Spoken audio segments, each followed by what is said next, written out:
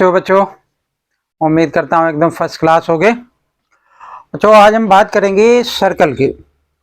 इससे पहले की 2 वीडियो में भी मैंने सर्कल के कुछ इंपॉर्टेंट कंसेप्ट्स बताए थे।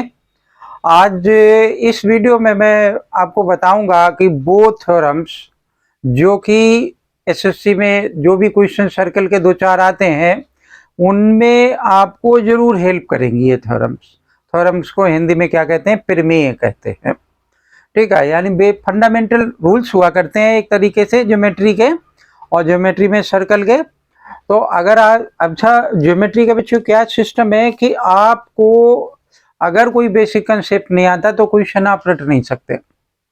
एक क्वेश्चन रट लोगे, 2 रट लोगे, कितने रट लोगे पता ही नहीं एसएससी में कितने, कहाँ से कौन सा, किस एसएससी नहीं किसी भी एग्जाम में कहाँ से आएगा। इसलिए आपको बेसिक कंसेप्ट जरूर समझना है। तो इससे पहले की वीडियोज में मैंने बताया कि सर्कल की इंपॉर्टेंट टर्म्स क्या क्या हुआ करती हैं, वो कैसे एक दूसरे को इंटरेक्ट करती हैं, कैसे एक दूसरे से कोरिलेटेड हुआ करती हैं। तो इस वीडियो में मैं आपको बताऊंगा कि कुछ इंपॉर्टेंट थ्योरम जो कि आपको हेल्प करेंगी क्वेश्चंस को सिंप्लीफाई करने में। ठीक है, तो सबसे पहले हमने क्या किया कि हमें सिर्फ क्या करना है कि एक्सप्लेन करना है ताकि आपको बात समझ में आती रहे। हमने माना कि एक ये सर्कल है, इस तरीके से एक सर्कल बना लिया। आप इसको मान लें कि ये सर्कल है और ये सेंटर है सर्कल का। ठीक है, और फिर हमने क्या किया कि एक कॉर्ड बनाई। कॉर्ड बताया था इससे पहले कि ये लाइन है जिसके एंड पॉइंट सर्कल पे लाई करते हैं, ए भी एक कॉर्ड है। ठीक है, मान लो कि एक दूसरी कॉर्ड मैंने यहाँ पर बना ली, इसका नाम डाल लिया सी डी। अगर if A B is equal to किसके बराबर है? सी डी के इक्वल है।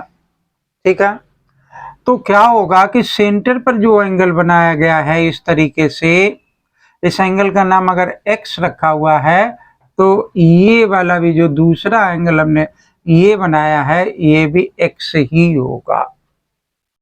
If A B is equal to C D है तो क्या होगा कि यहाँ पर ओ नाम डाल दिया, एंगल ए ओ बी बराबर होगा एंगल सी ओ डी। ठीक है, इसको हम क्या कहते हैं कि इक्वल कॉट subtend equal angle at the centre. मतलब इसका जो स्टेटमेंट है वो क्या लिखा जा सकता है कि equal chords subtend equal angle at the centre, equal angle at the centre. ठीक है, जो कॉर्ड्स इक्वल होती हैं वो सेंटर पर इक्वल एंगल बनाया करती हैं। ठीक है, यही स्टेटमेंट है और इसको प्रूफ किया जा सकता है। इन दोनों ट्रायंगल को हम कॉन्ग्रुएंट कर देंगे, ये रेडियाई है। ठीक है, और ये कॉर्ड्स इक्वल हैं तो साइड साइड साइड से ये क्या हो जाएगी? कॉन्ग्रुएंट हो जाएंगी। तो क्या ये एंगल एक्स के बराबर आ जाएगा। अगर इसका हम कन्वर्स देखें, अगर ये एंगल्स इक्वल है, इफ वो central angles are equal, if angles subtended by angles subtended by chords at center are equal, then chords will be equal, chords will be equal। क्या कह रहा हूं मैं कि अगर ये एंगल मतलब ये एंगल ए ओ बी बराबर है एंगल सी ओ डी के, तो इसका मतलब क्या होगा कि ए बी बराबर होगी किसके? सी डी के इक्वल होगी। ठीक है, तो मतलब ये एक दूसरे का कन्वर्स ऐसा भी बच्चे हम कर सकते हैं कि मान लो कि हमने एक सर्कल यहाँ पर इस तरीके से बनाया और एक कॉर्ड ये बना ली और दूसरी कॉर्ड इससे मिलती हुई बना ली ये। ठीक है, आप सोचे कि ये दोनों कॉर्ड्स अलग अलग होनी चाहिए, ऐसा नहीं है। अगर हम इसको प्रूव करेंगे तो ये यहाँ से भी क्या होगा कि कॉन्ग्रुएंट, कॉन्ग्रुएंट को हिंदी में क्या कहते हैं? सर्वांग। यानी ये कॉर्ड इसके इक्वल है तो ये एंगल इस एंगल के इक्वल हो जाएगा। ये सेंटर है सर्कल का। Okay, for the video and copy it, then we have write the next statement.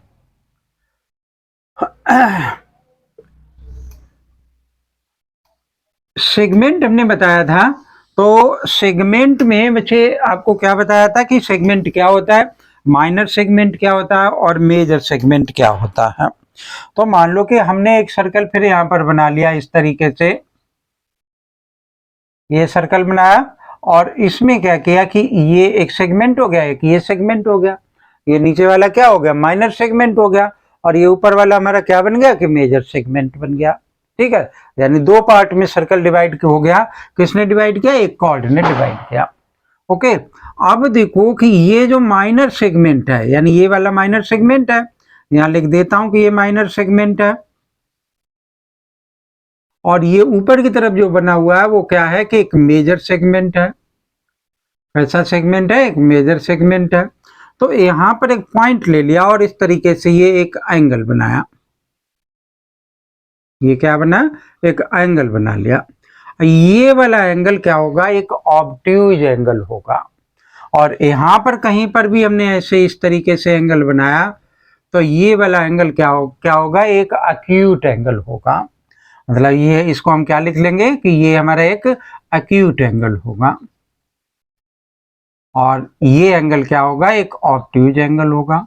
Obtuse बच्चे कि जो कि 90 डिग्री से ज्यादा 180 से कम, और ये 90 डिग्री से कम और 0 से ज्यादा। तो इसका मतलब ये है कि angle subtended in the minor segment will be obtuse angle and angle subtended in the major segment will be the acute angle. ठीक है, अब देखते हैं हम क्या कि हमने एक और सर्कल बनाया, ये बनाया, और इस सर्कल में क्या किया कि ये एक कॉर्ड बना ली, और ये सेंटर है हमारा। इस सेंटर से क्या किया कि इस पे एक परपेंडिकुलर ड्रॉ कर दिया, एक लंब ड्रॉ कर दिया। ठीक है, तो इस सेंटर से जब इस कॉर्ड पर परपेंडिकुलर आप ड्रॉ करोगे, मान लो कि इसको ओ एम मान लिया, ए भी एक कॉर्ड मान लिया, तो perpendicular drawn from a centre to a chord will bisect the chord. क्या कह रहा हूं कि if OM is perpendicular on AB, अगर OM AB पर परपेंडिकुलर है तो देन क्या होगा कि AM is equal to BM के इक्वल होगा। ठीक है ना, ये किसके इक्वल होगा, इसके इक्वल हो जाएगा। और इसका कन्वर्स क्या है कि अगर ये दो इक्वल पार्ट हैं तो ये क्या होगा कि परपेंडिकुलर होगा। इसका converse, if AM is equal to BM, यानी ये AM इस BM के इक्वल है, तो क्या होगा कि then OM will be perpendicular on AB। Hindi में परपेंडिकुलर को क्या कहते हैं, लंब कहा करते हैं। ठीक है, अब परपेंडिकुलर ये the perpendicular drawn from a centre to will bisect the chord. Bisect का बच्चों क्या मतलब होता है कि दो इक्वल पार्ट में डिवाइड करना, टू इक्वल पार्ट्स। ठीक है, तो जहां कहीं पर भी एमसीक्यू है वहां तो हमें थ्योरम लिखने की जरूरत ही नहीं, क्योंकि हमें तो एमसीक्यू में बस ऑप्शन चाहिए। और जहां कहीं पर भी अगर प्रूफ कराया गया जिस एग्जाम में, वहां पर इसको आपको क्या करना पड़ेगा कि स्टेटमेंट लिखना पड़ेगा, the perpendicular drawn from a centre to a chord will bisect the chord. ठीक है, if chords divide by a line in two equal parts then it must be the perpendicular from the centre to the chord, है ना। तो इस type का अब देखो एक आध क्वेश्चन करके देखते हैं, और फिर हम आपको आगे की तरफ और एक आध थ्योरम बताएंगे। ठीक है, तो pause the video and copy it, then we have write a question.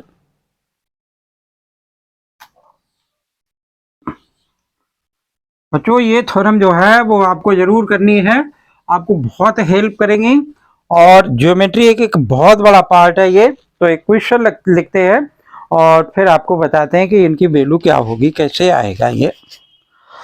Suppose कर लो कि यहाँ लिखा है कि in the given figure A B and C D are two equal chords, यानी इन गिवन फिगर, हमें फिगर गिवन है, in the given figure A B and C D, A B is equal to C D, ये दो chords हैं, दोनों equal हैं।